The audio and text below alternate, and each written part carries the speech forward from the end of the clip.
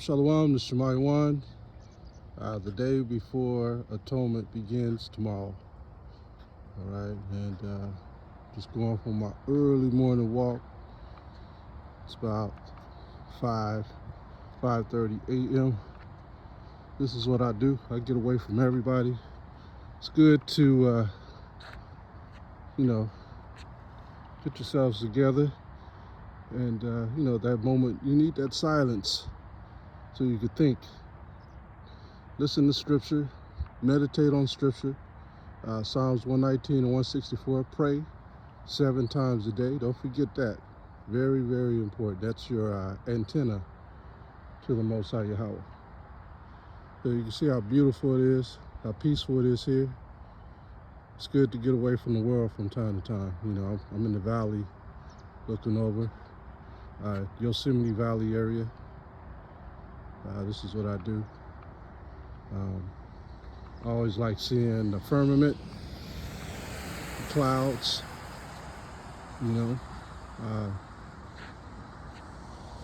Most High says he comes in the firmament. His angels are like clouds, right? And it's so quiet out here, man. This is what you need. All right, get away from family, get away from friends, get away from work, meditate on the scriptures, say your prayers, go back, read the scriptures. Think outside the box as well when reading the scriptures, not as a worldly man, but as a spiritual man. And keep the law, statutes, and commandments. Now, I haven't spoke on this, but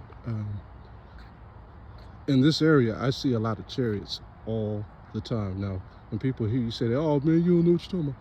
Well, I noticed that when I keep a clean vessel, when I keep the laws, statutes, and commandments, I notice whenever I keep a clean vessel and I meditate and I pray, I tend to see chariots. They tend to show themselves to me. I normally see it when I'm on my walk. Okay, if I got some turmoil going on in my life, like at work or whatnot, I don't see them, but they always tend to show me themselves. I've seen them as low. You see this light post right here? I've seen them as low as that light post. Fly right over me at speed of light, like orbs. They'll show themselves and then they'll just faint out right over my head. Now, I've seen that on many occasions. Just letting you know that what Zechariah was speaking about in Zechariah chapter 5 and Zechariah chapter 6 is true. I can actually testify to that. I don't care if you don't believe me or not, but I know since I've been in the truth the last 27 years, I've seen chariots. Okay? And you can't whip out your phone and record most of the chariots because they move at a speed of light. Sometimes they slow down for you, but I've seen them. What are those chariots? Those are angels. Okay? Those are angels. Most High says, I believe it's in Psalm 68, it says that it's the color of salmon and the color of yellow or gold.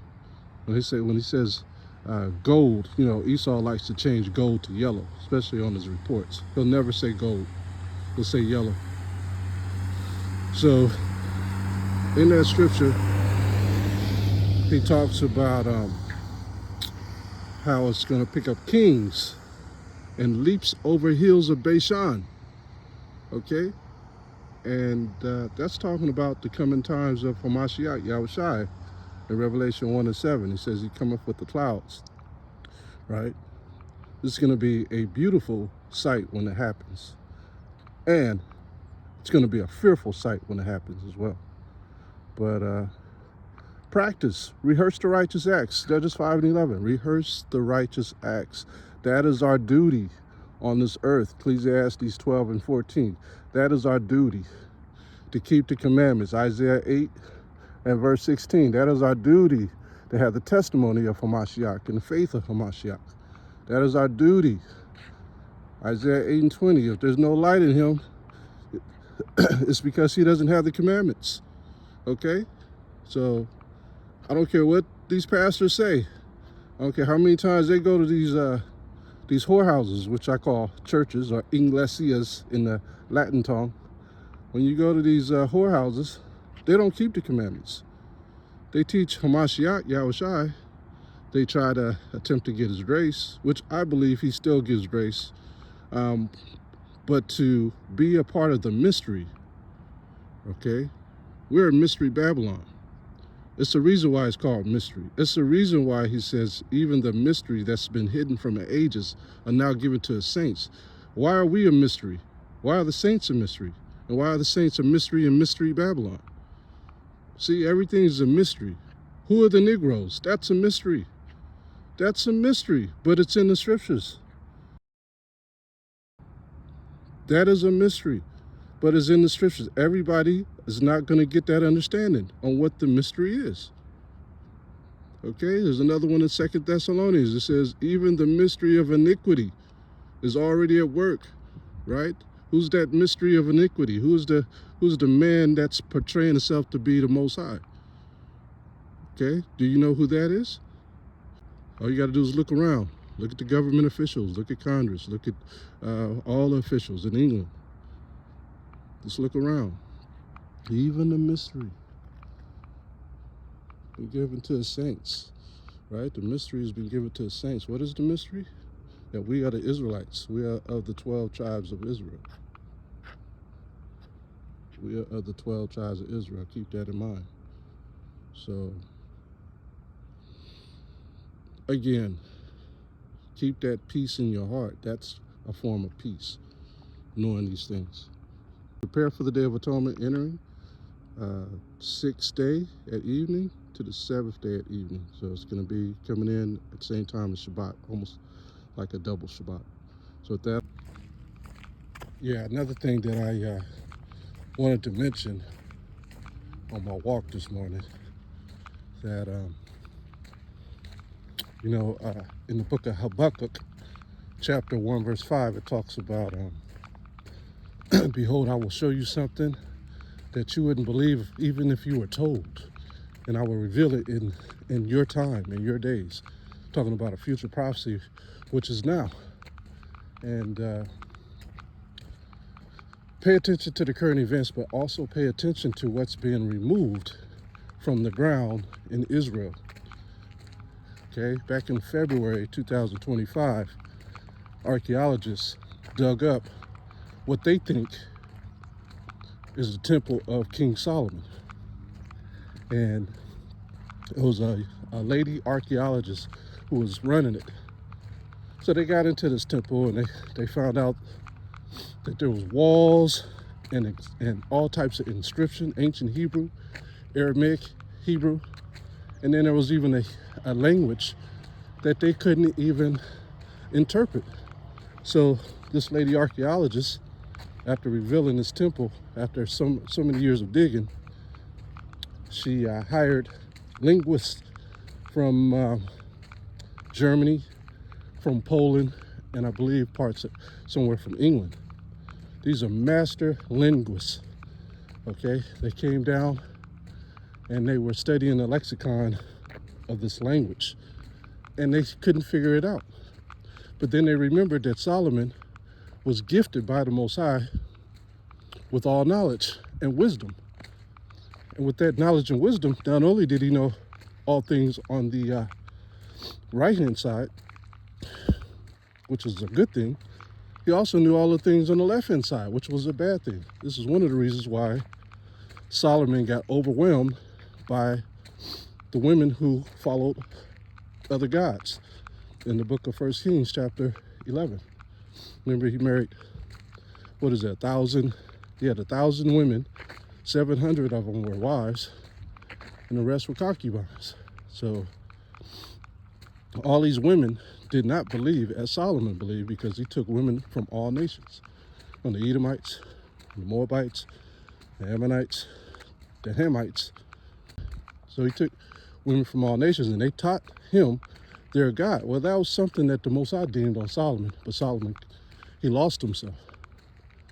Well, on this inscription, the archaeologists realized that they were now tampering with different realms, and it scared them so much that they backed out and closed up the whole temple. And they also found a tomb in there with writings on the tomb, which said this is King Solomon's tomb. And so they didn't open it. They were scared to open it. They probably would have found out that he was a black man pursuant to Wisdom of Solomon, or Song of Solomon, chapter 1, verse 5, where he says, I am black but comely. So they probably would have realized that the skeleton of Solomon was that of a Negro. So what they ended up doing is they brought in this machine, like an X-ray, that zero copied or X-ray copied the tomb, and they realized there was nothing in the tomb. At that point, they realized that it was a trap. Okay, and being that it was a trap, they knew that they had tampered with something. It was like a tripwire. Remember, like I said, Solomon was the wisest man. You don't think he knew about the times that were coming? You don't think he knew about Job? Where it says, the earth is given to the hands of the wicked. They cover up the judges thereof. You don't think he knew about that? So we have to understand that we are living during the times of the revealing. Like I said, Habakkuk chapter 1, verse 5. I will tell you something in your time that you will be amazed of. Even if you were told, you wouldn't believe. That this new discovery supports the biblical accounts of King David and his son Solomon. Beneath Jerusalem's crumbling hills, a silence 3,000 years old has finally broken. Breaking news, as a matter of fact, out of the city of David, ancient Jerusalem, one of my favorite places in all of Israel. Yet another amazing archaeological discovery at the city of David. Scholars dismissed it as legend, but a storm, a hidden tunnel, and a sealed chamber have changed everything.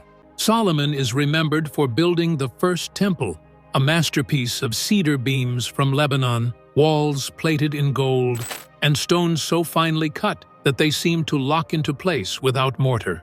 If his temple could shine like a jewel above Jerusalem, surely his tomb would be no less extraordinary.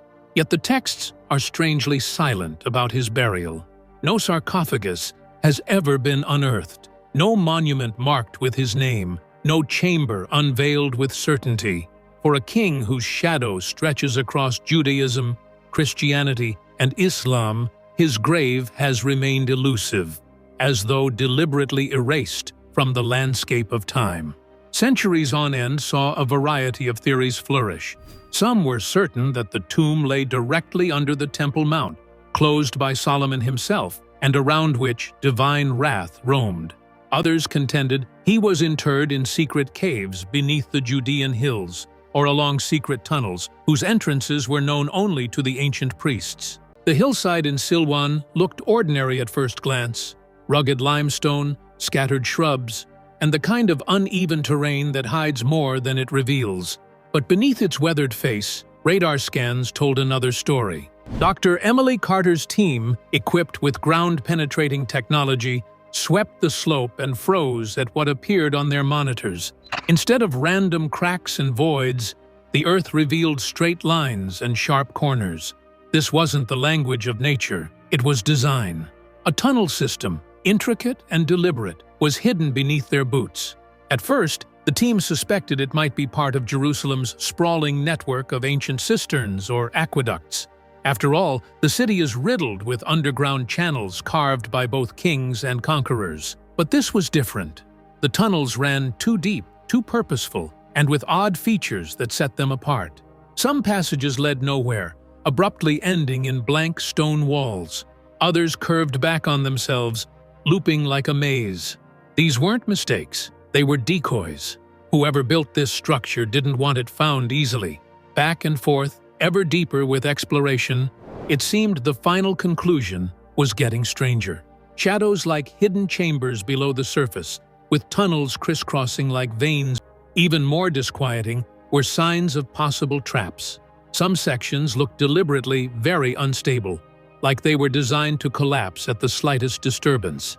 For Dr. Carter and her team, it was a chilling message. It was not an abode, but a candle holder against time and intrusion. An ancient world really went to great lengths to ensure that whatever secrets lay buried here would remain undisturbed. And then came the markings. Just outside the first hollow in the hillside, faint carvings were spotted beneath the runoff mud.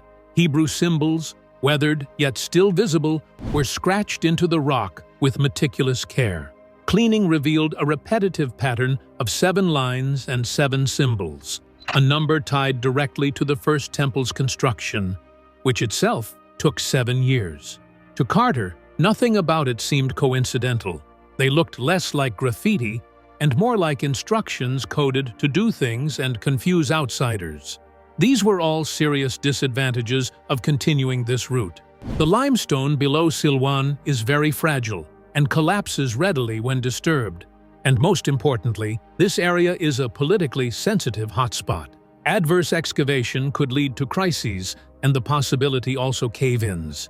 Each step was thus very slow and painstaking, while carrying with it the weight of history and diplomacy. Increased security was soon put into effect upon the hearing from a number of employees on all sites, imparting the information that a discovery had been made. There was fear that looters or extremists might invade the site. The site is not only susceptible to falling rock, human greed is another thing.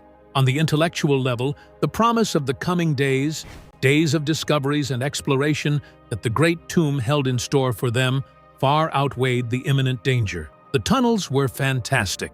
Their design, constrained by the most careful craftsmanship, must have manifested a sense of foreknowledge and intelligence hardly comprehensible for their own times in the minds of the builders. Carter liked referring to it as ancient engineering with modern paranoia. Every diversion from the path, every dead end, seemed to carry the consciousness of someone who planned for intruders thousands of years before. It was, after all, as if King Solomon himself were overseeing the laying of his solace, architecting it in such a way that it would never be touched until the time appointed. And just beyond a stone slab sealed for millennia, the earth seemed ready to exhale its secret, breaking the ancient seal. For weeks, the team stared at the slab like it was a riddle carved in stone. To most eyes, it was just rock, jagged and immovable. But to Dr. Emily Carter, it was a barrier meant to keep intruders out and secrets in. Getting through it wasn't about brute force. It was about understanding the mind of its builders. They weren't just masons, they were guardians who had prepared for this very moment 3,000 years earlier. So remember, nothing happens by accident. For this to happen, lets you know that we're at the very end, that we're at the brink of Yahawah's return. The stone itself began to emerge. To be more accurate, it was not just a door, but also the more vital part of a defense system. But radar scans had revealed false passages and trap-like tunnels rigged to collapse. Carter feared that one wrong move would probably take the entire hillside crashing down on them. The work began with surgical precision. Laser scanners and 3D models were used to map every indentation, every crack, every suspicious hollow by her engineers. It was like defusing a bomb where the wire was composed of stone and time. Day after day, the team worked in silence, endlessly breathing. They turned levers, tapped gently on weak points, and rang the disputes of ancient inscriptions, which might have stood for instructions. Carter herself spent long nights studying a fragment of Hebrew text found a short distance from the site, checking it against biblical descriptions of temple construction. Some spoke about gates that yield only to wisdom, and stones aligned with the stars. That's another mystery, see? But they sealed up that temple in Jerusalem. Now they're able to do that because they're bombing the hell out of Gaza, and a lot of the Muslims that normally live in that area of Israel are afraid to speak out because they'll be labeled Hamas. So now they're digging all over that land in places where they normally wouldn't be able to dig, which is like Islamic occupied. So like I said, pay attention to what they're doing over there. Don't get caught up on the front page news. Look on the back page and read the fine print. You know, the fine print where you have to take like a microscope or some kind of a device to see it. Zoom in, read the fine print, because they're hiding things. And the chariots are showing themselves, and we are showing ourselves. And the Most High is going to show himself. All right? So all this stuff is coming to pass. Look it up. You'll see what I'm talking about. All right. So I'm at the end of my walk. And just want to tell you, brothers and sisters, stay strong. Stay strong in this word, man. You know, we got a lot to fight for. Fight for the truth with all your heart, all your mind, and all your soul. That's the whole embodiment of Christ. Hamashiach Yahawashi is what we say. Hamashiach. That's the whole embodiment of Hamashiach. So fight for the truth with all your might, all your heart, and all your soul. Very, very important, because you have to be a soldier that endures all things. You have to be strong in this truth. But anyways, I just wanted to say shalom to all you brothers and sisters out there. I'm at the end of my walk. I'm going to do a slight trot back. Walked about 5 miles. This is normally what I do. All right, you got to get it in. You got to work out, man. You just can't be in the mind. It's got to be, you got to work out your body too, right? You want your organs to breathe. You want your lymph nodes to exhaust all the poisons out of it by building up a sweat. All of us have lymph nodes in your armpits and your neck, all over our bodies, which excretes diseases.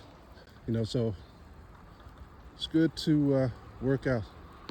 You know, limit your food intake. Don't eat a lot. You know, you don't have to eat all the time. You know, just try to start fasting a lot more. We want the kingdom to come soon. And the way it's moving, it's going to come soon. I really don't know how much longer we have left, to be honest. Yeah, I know it's going to be sooner than soon. So prepare yourselves. Prepare yourselves. You know, we're living during trying times. All the brothers out there teaching, shalom. All the brothers on the highways and byways, shalom.